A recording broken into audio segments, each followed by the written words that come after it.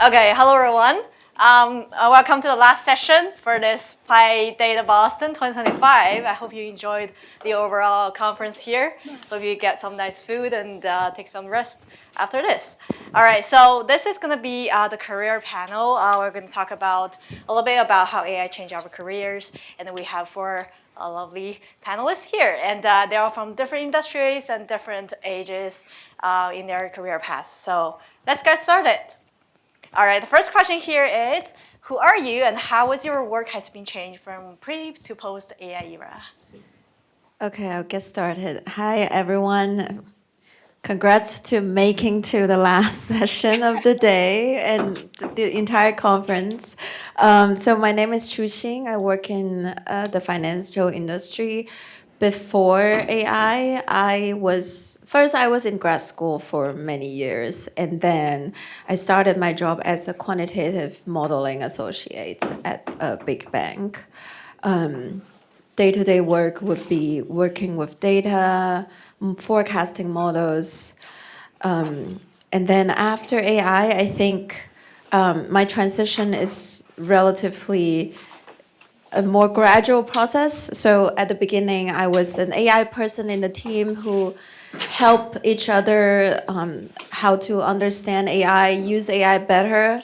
And then now I'm working on how to create AI solutions for my organization to make everyone more efficient. Thank you. Hello, everyone. My name's Yiwen. Firstly, I won. I have to show. Yeah, nice to meet you, everyone. So I've been working in the finance industry for a while. I was working in a big corporation, and I was like a project manager, product manager with hybrid background in data science, data engineering. So before AI, actually, I worked on BI, if everyone know what is BI, business intelligence. So I work closely with the data. I build like data analytics tools. Pretty much what I do is like all the data engineer or data analyst might know. You bring data from different resources, the scattered data resources, consolidate them, clean the data, structure it, and then give the visualization to generate a business insight for management team, right? So given that I was working closely with the data, and so that helped me to get to know like AI more. So I make the transition. I found my passion in AI. So now I'm, I went all in AI. So now I focus more on bringing Gen AI capability to my team or to my product to achieve more automation. I'm very passionate in building a Gen AI equipped application to help people to make decision faster, deliver faster, and think faster. That's very cool. I'm so jealous of you winning that Lego set. Okay, hi everyone. I'm Sheetal. I work at Etsy and recommendations. I build ranking systems for them. How has my career changed since Gen AI came into the picture? I think I was earlier building models. So that's like manipulating the features and experimentation and other parts of model building, data cleaning. That was the day-to-day of the job, and that has not changed. I am still building models. I think LLMs have kind of come into the places where we earlier did not have the capabilities. For example, we don't have the data, or we don't have like good enough data, labeled data, So some of these places where there were significant gaps earlier, those places LLMs have come in and have been helping us in those pipelines. So I think that has been the transition that I am seeing. Yeah. Nice. So hi everyone, I'm Gayatri. I've been a data scientist across multiple different industries actually. I worked in retail, healthcare, aviation, etc. So it's been a wide range, and I've also been involved in a lot of different kinds of projects, including NLP. I've done experimentation. So that's mostly like a little bit of A/B testing and machine learning models as well. So I feel like for me, primarily like I still do a lot of those things. So it's not what I do that has changed; it's how I do it that I feel has changed. But also my role has become kind of like a blend of like business and human domain expertise and kind of technical capability. So I would say mostly I'm focused on solving complex problems using data, and how I do it, what tools I use tend to change. And sometimes I'm using Excel, sometimes I'm using Python, sometimes I'm using like ChatGPT now. But so what I use is changing, but I do feel like I'm still essentially a data practitioner that solves problems. Nice. All right. So next question we have here is, when did you first realize AI will completely alter your career path? I'll start with Chuxin to answer this question. Yeah, so I think before AI is so there is I think a lot of people here of us work in a big organization.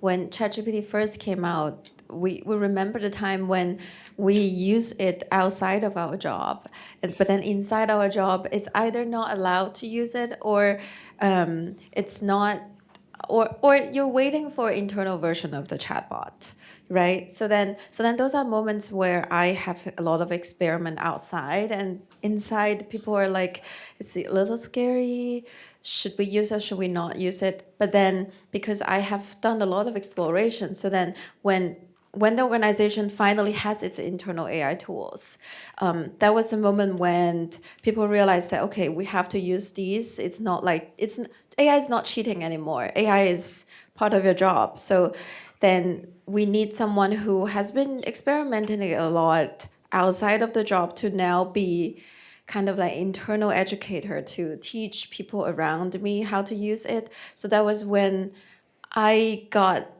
these responsibilities within my firm. That is that, oh, Chuxing is the AI person, and she would teach everyone how to use all these AI tools, how to prompt engineer, how to get these and that done. So then that was the moment when I started to realize that, oh, my job started to change. And then slowly you realize that, oh, the tools that are built for general use case are there. Not everyone is good at using it, so you have to teach them. But then at the same time, there are some workflows that are really boring. I wouldn't say boring, but probably there are some workflows that you want to automate them. And then now it's time to build some applications. And then that are the moments when I got called in to help them do these things. So then that was the moment when I realized that, oh, okay, my career is not the traditional modeler anymore. My career would have some new things that are coming in, and if this is something that I can contribute and add value to, then yeah, why not? I just say yes to those projects. So then once those projects gets more and more into my life, then I realize that my career path has been different. Lucy, looking forward to your experience on this. Thank you. So when I started to realize AI gonna change my career path was actually a long time ago when I got a chance to have my hands on a platform called Kaggle. I don't know whether you guys heard of it or used it, right? And I think there's a big turning point of my life was when I saw a computation called Titanic. Is everyone familiar with that?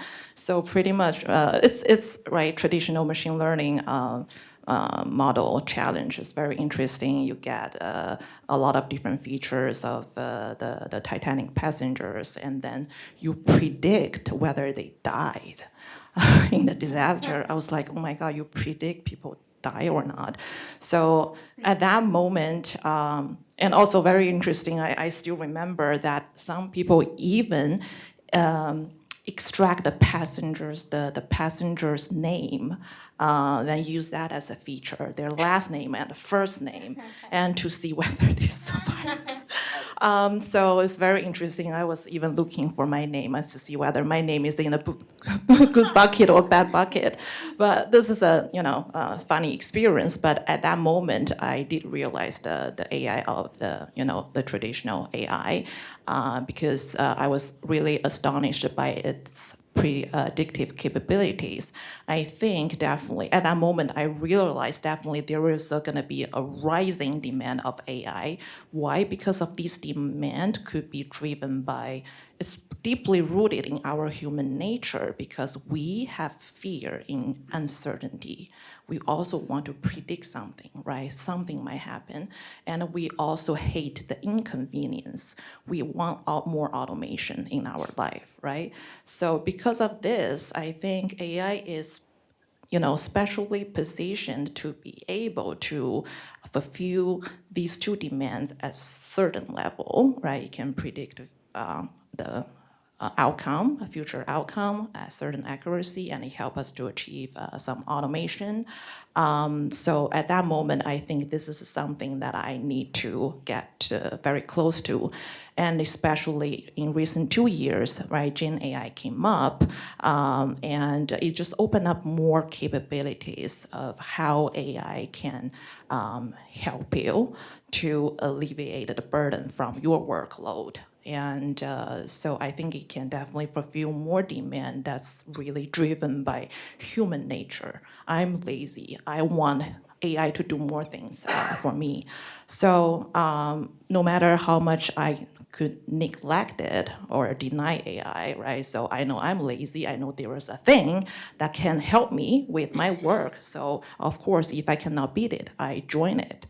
So that's why I started to become a big advocate of AI. I start to try to bring in LLM and agentic AI capability to our team, to our platform, started to educate people on what is Gen AI, what is agentic AI, and what they can do, what kind of feature we can build with them, what kind of workflow that can be resolved by AI or cannot.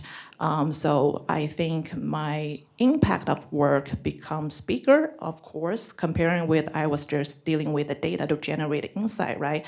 Now I can not only generate insight, but also use that insight to help the people to work. So definitely, and include beyond that, right? I need to educate people and then have more sessions to tell people what needs to be done, how to design a workflow, how to design a multi-agent application. So that's really rewarding for me to see my impact get bigger. Yeah, thank you. Thank you. Shido, how about you? So what was the question again? When did you first realize AI would completely alter your career path?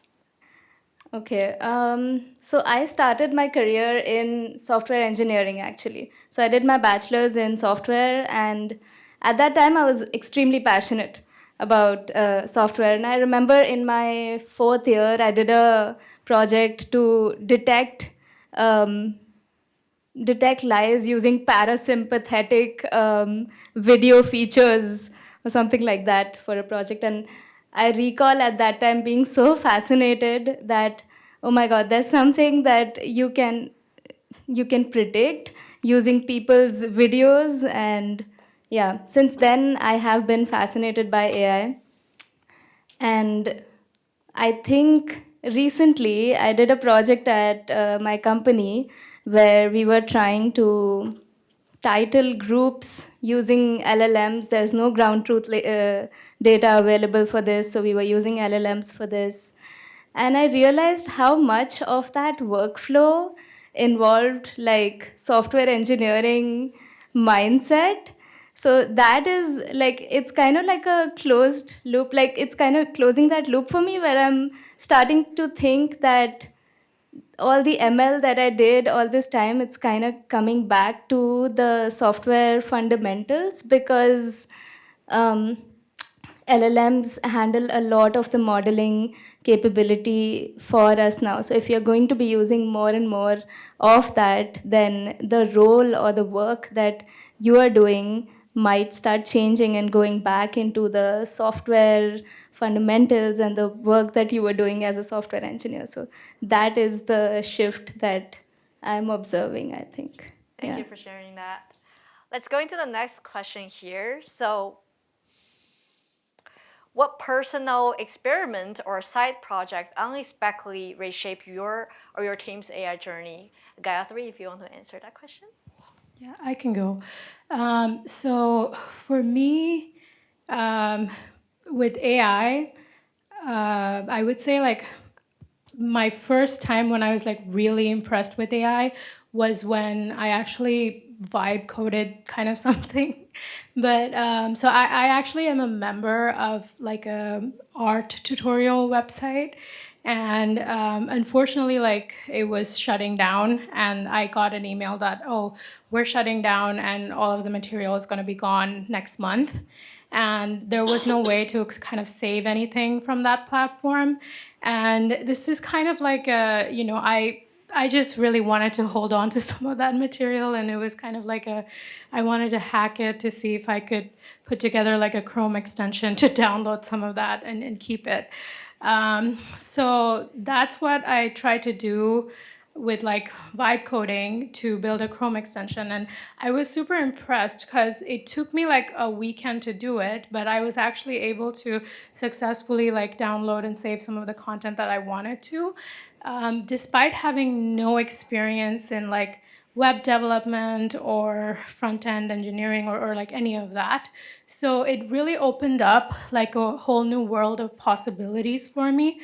And I think that was the moment that I was like really impressed and really wanted to learn more about AI. Until then, it was like, yeah, cool. It's saving me time, and like it's making me do a lot of the things that I would normally do faster. But it was not to the point where like, oh, I can actually use this to do things that I have no idea that I could ever do. So that was like a really big eye-opening moment for me. Thank you for sharing that experience. So the next question goes to, how did you handle the uncertainty or identify shift that came with this change? I'll have Garthy to answer this question. Oh, okay. Yeah. So in terms of identity, so one thing that I've noticed, and like when I was earlier in my career, I used to kind of measure my value mostly by my technical expertise. And I used to be kind of like, oh, I want to make like, I want to write really good, clean code and write like perfect test cases and be that kind of person. And I felt like that's what really made you a good data scientist. It may be like more for like engineering folks, I think tend to think like that, but I was in a very engineering focused company at the time, and that's how like I thought of myself. But as I kind of went on in my career, a lot of the times I was getting feedback like, oh, this analysis that you did, this model that you built is great, but it would be even better if you could tie this back to like our broader goals, or you know, if you could give like more crisp recommendations or takeaways on like, okay, here's what I learned doing this, and this is what you need to go ahead and do, right? So in that sense, like at the time when I received that feedback, I actually felt like this is very vague and abstract. Like, how do I do that, right? That was my initial reaction, but I think now I get it. And I've been in consulting and a lot of different kind of places where you have to learn about like the domain or like the problem space a lot more deeply. So I feel like learning about that and being the kind of person who can frame the problem. Because a lot of times, like business stakeholders, they would come to me and they would say, hey, like this is a problem and we think this is why, or something very vague like that. Like oftentimes they don't even know like what they need, right? Like maybe sometimes they think they need something, but maybe there's a better way to solve it, or maybe there's a better problem that we should be solving. Like how do you identify like the right problem to even solve? Because maybe what you're seeing is like a symptom of something that's broader, or something that's happening ahead of that, right? So really figuring out, or like being the kind of person who can deal with like the unambiguous or I guess ambiguous requests is the main thing that I think I want to focus on, and I'm trying to focus on now. To be kind of a better problem solver, like I need to start at kind of framing the problem and asking the right questions. And that's really like where I'm going with like my identity shift. I want to be a person who is not only like executing and solving things, also be like identifying the right problems to solve, and then like suggesting the solutions. Thank you for sharing that. Shido, you want to share your experience as well? Do we have enough time? We just be quick. Identity shift. Okay. So I used to get a real high from debugging something earlier. Like you'd just be debugging something and then you're extremely frustrated in the middle of it. And then by the end of it, when you have finally solved it, you get this high and you're like, oh my God, yes, I'm the best coder, or I'm the best developer, or I'm the best ML scientist or something. And nowadays, I think that joy is being snatched away from me.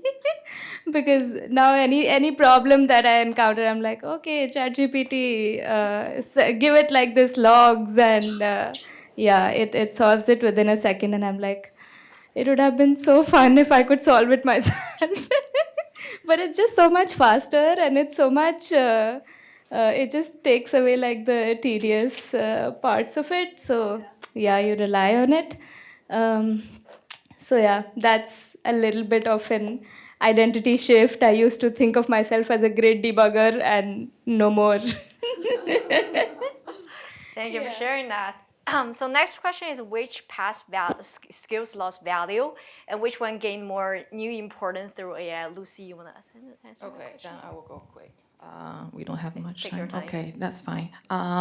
So I think actually a lot of people are saying that AI going to take away engineers' work, right? I don't believe that. I think all the skills are still valuable, and some skills are going to gain more value. One of it is actually, I think, engineering, because I truly believe the good vibe coders are engineers, are very experienced engineers. With AI, it's just that you can become a good engineer faster. So that's the path. And another skill I think is becoming more critical is critical thinking. Because really, in you working in a business environment, like for people like you come to these AI conferences because you're probably more advanced in AI knowledge than your peers or than your colleagues or your client. But a lot of people that you're going to be facing, for example, the user of your tool, or your customer might not have the AI knowledge. You really have to use critical thinking to detect whether they are bringing their solution to you or they are just or whether they are bringing the real problem or they're just bringing you the symptoms of the problem and what is the root cause of the problem. And then that's one aspect, right? From a problem identification perspective, and also from the solution perspective, given that AI world is evolving so fast, you need to use the critical thinking to detect whether you are using the best solution to match the problem. And you have to use critical thinking to debate what is the exciting solution versus what's the feasible solution to deliver the business outcome. Thank you, Lucy, for sharing that. I totally agree with you. Sheila and Kathy, anything to add on for this one? important skills, I think, like, um, how do I say? Orchestrating a solution together. I think that's an important skill, like system design, overall system design, because nowadays I feel like there are more components in our systems. With ML itself, we understood that, right? Like the model is a small part, and then we came up with this entire ML ops. And now we have the LLMs, and they come with their own uncertainty, and they come with their own like temporal inconsistencies and all. So we need more systems around it, and hence we need more orchestration, more system design, better thinking around that. I think that's an important skill still. Yeah. I will be very quick. I think we just need to learn to be very adaptive to new tools, new technologies, new environments, and essentially like learn how to learn and kind of keep yourself updated and motivated. I think that's the main thing. Thank you. The last question we have here is for Chuxin. How do you how do you now balance automation with human creativity and intuition? Okay, I love this question. I just think that vibe coding opens up a lot of my ability to be creative, and I just have I can have all these wild ideas and no one is stopping me because I'm all for vibe coding to be better and better so that I can do all the random things that I don't have the ability to do. But I also maybe add on a little bit to the previous question. That is, I think communication is more of a more important skills that we have these days because AI can spin up emails, reports, and all these things for you. And usually AI is very verbose. But for you to really communicate what is important, I think is really important. And then for creativity, I actually recently started learning acting. I signed up for an improv class. And I feel like my takeaway from that is, oh, now AI is doing all these things for you from the machine side, but how about we lean into the human side? We lean into the emotions. We lean into all these things that allow us to connect as human being, and that has really helped me think about how I would have. How I still think I'm valuable in providing a lot of things in my job and in my life, even though AI can do a lot of things. So yeah, that and also I don't think we mentioned this. So we are all part of the Women in Data Science community in New York City, and that is how we always, we know each other. We tell each other to come to these conferences to keep learning and growing and meet all these amazing people. And I think these things are very important today with AI. So I think that, yeah, love that. yeah, to close out the conversations. And we would love to have the rest of the time to have more interaction with all of you. Anyone want to share something, ask questions? I have a question. Okay. I hear like there is lots of frustration from like young people because to be like a good vibe coder, you have to sort of understand a lot about system design and when things can go wrong and everything. So if you're a senior engineer, you basically you tell AI to like, have you looked at that? Have you looked at that? And when the people just like starting up the sort of development career path, they don't understand and they think like whatever the vibe coded it works and it's actually underneath the scrap, but they don't recognize like what's bad and what's good. Like, so what's your advice for the young people? Understand the fundamentals. But how you understand? Because that's your things, because you understand how things work when they break, when something breaks, then you fix it, right? And now AI does it, and like you had that experience, somebody who knew like that. I think that's one of the problems nowadays, right? Nobody has the patience to sit and understand something in depth. Like unless like I don't think there is a shortcut to that. Like understanding the fundamentals is still important. Just how you're going to like AI also helps you learn things. So it's not just that it will do something for you, but it'll also help you learn how that system works. It can also help you learn what are the different ways of building that system. So I think it should be used more holistically, not just go and do this, but Yeah. how So the to. follow-up question to that, how you convinced, because I basically have hard time convincing management, let's hire more junior developers, right? And their response is, let's like allocate another $5,000 to the Claude Code, right? What do you think? You guys want to take this?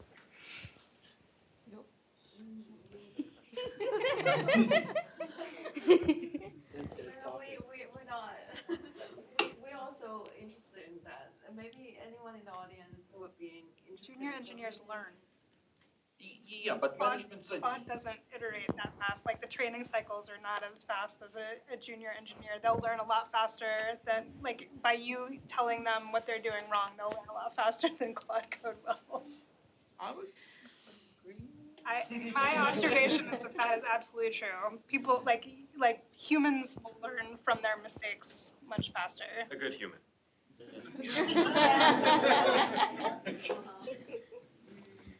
Anyone else?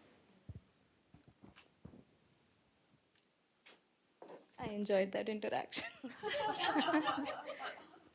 So one thing that I've seen is,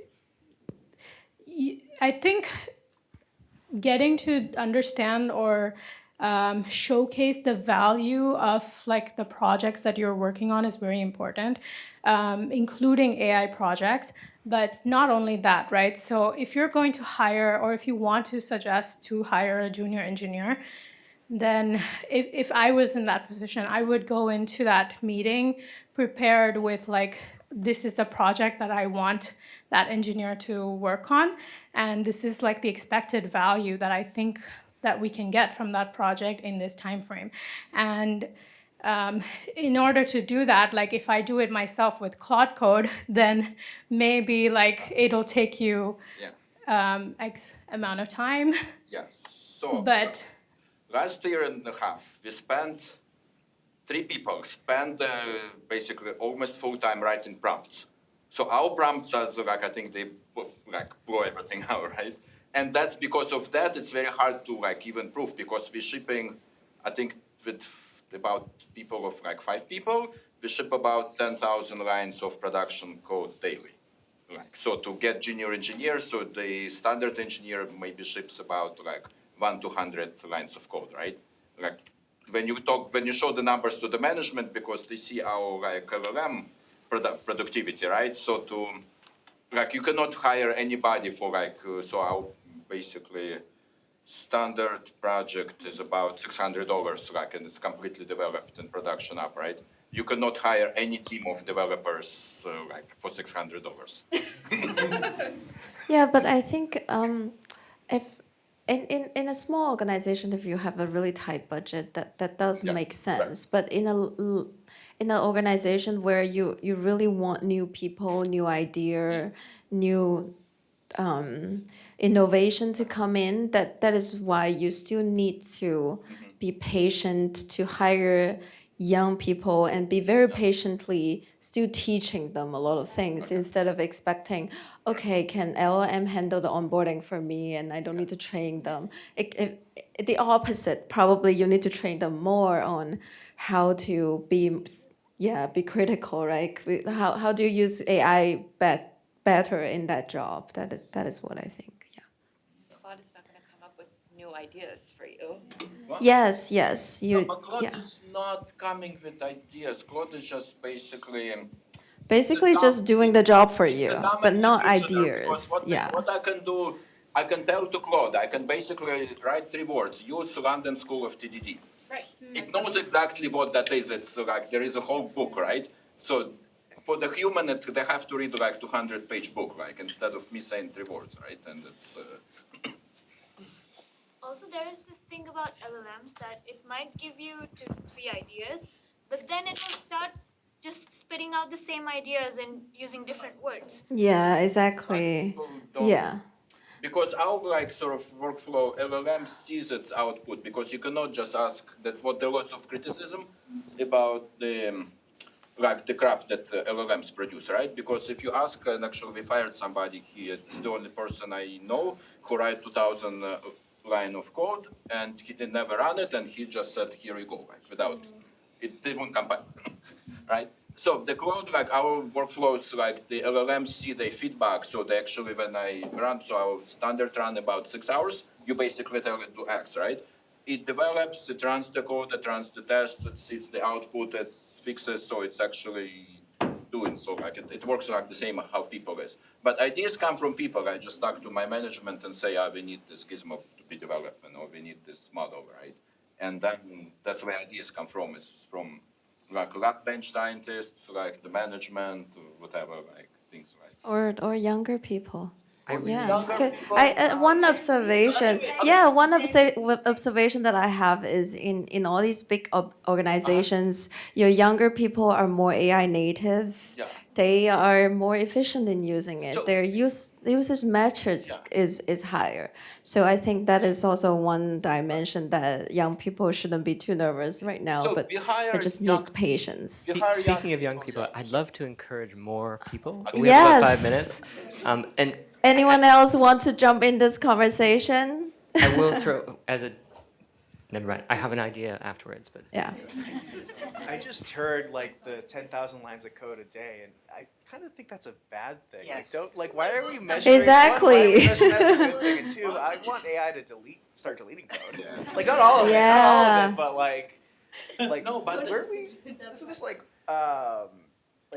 haven't we done this before where we measure the lines of code and it creates a lot of bad incentives and anyway. Yeah, I totally agree. Yeah. I also actually heard there's a one job these days that called vibe coding hygienist, and their job is to clean up the projects that are vibe coded and have all these security problems. Yeah, I think that is a great skill to have. When you have like 10,000 lines of code and something has to change because like the world around us changes. Exactly. No, the thing is that it's 10,000, so we actually outputting about 5 million lines of code a day. 10,000, it's what survives and goes into production. there's a related question. I'm taking the mic as Yeah. a privilege right now. So if you ask companies, why should we hire non-senior engineers? I don't like the other word with the J that people use. So instead of just paying for, cloud or things, where do you think senior engineers come from? Do they just appear out of thin air? So Exactly. For leadership, you need to hire engineers of all shapes, sizes, places, ages, etc. Yes. And that's the only convincing argument that I've. Completely agree, but the management needs to answer to investors and to this. But also, your management is investing in an idea that is really unresilient. It will collapse easily if you're just always like margining, adding more AI. You add people because something's going to happen and you're going to need to adapt. Right. And that's why you hire a junior Right. person, not because they can necessarily produce a lot of code, Yeah. but then there's going to shift come and then, oh, look, I have another person. And we can fix this. Yes. So I would say that like that's an argument is that they want to be resilient. They don't want to just be productive. They want to be Yeah, but resilient. Well, you may hire one instead of 10. Yeah, I will have a. That's the issue, right? that's the Because you may not need as many new guys. This is a great conversation. I actually would like us to not speak about AI versus hiring people, but there are many people in the room who are trying to enter AI and trying to, there's several questions. People are like, what should I do to do this? Are there any questions like that?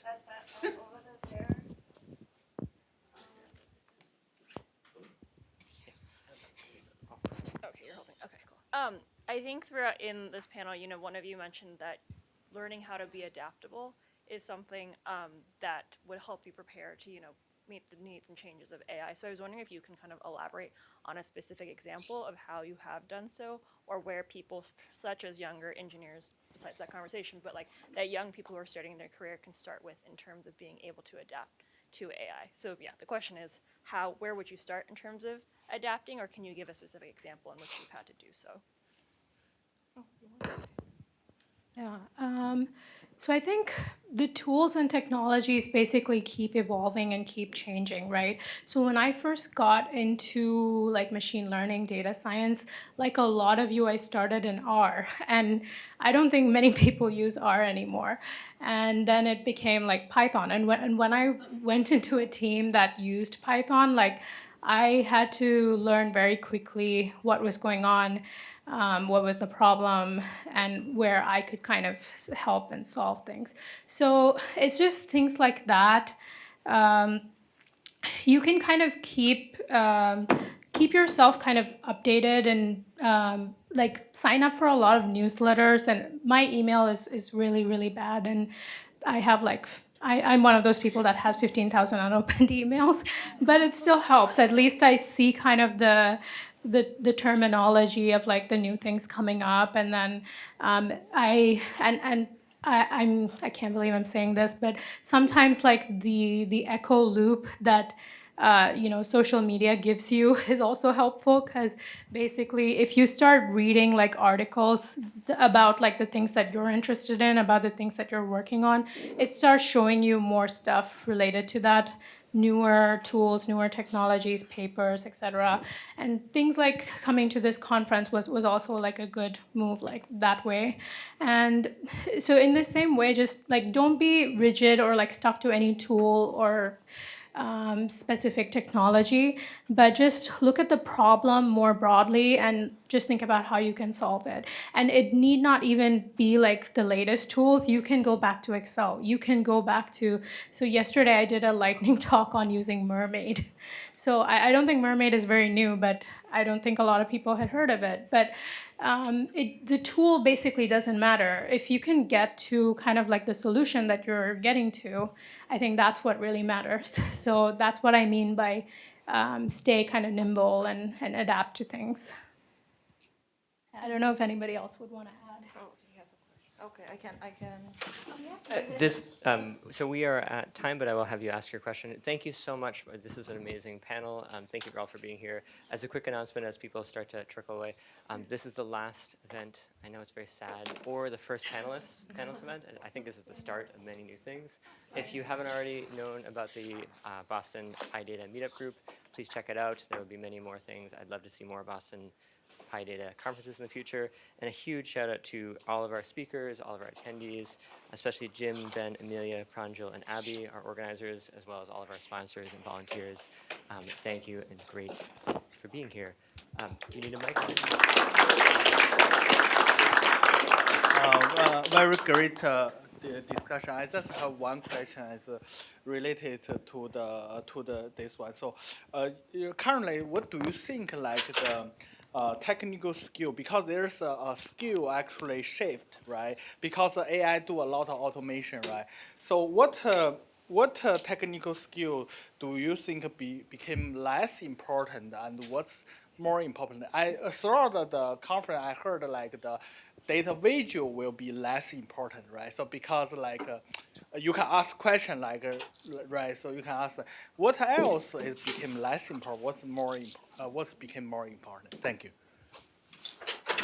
The hard skill, not the soft skill, not like learn more or love. I think everything is important.